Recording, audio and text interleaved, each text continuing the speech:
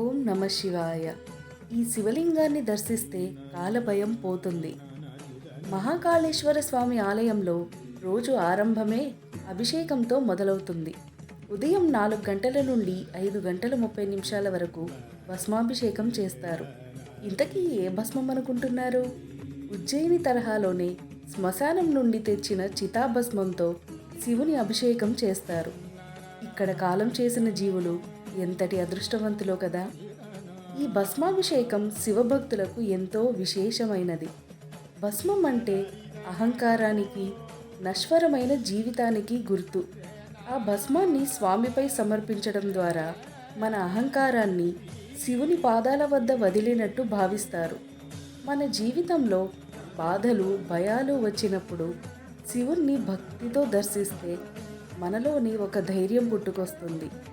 శివుడు మనల్ని వదలడు అనే నమ్మకం బలపడుతుంది. ఇక్కడి వాతావరణమే భక్తిని పెంచుతుంది. ఎందుకంటే కాలభయాన్ని తొలగించే శివుడు ఇక్కడ కొలువై ఉన్నాడుగా. అందుకే మనస్సులో శివుని స్మరించిన ఆధ్యాత్మిక శక్తి మనలోకి ప్రవహిస్తుంది. హర హర మహాదేవ.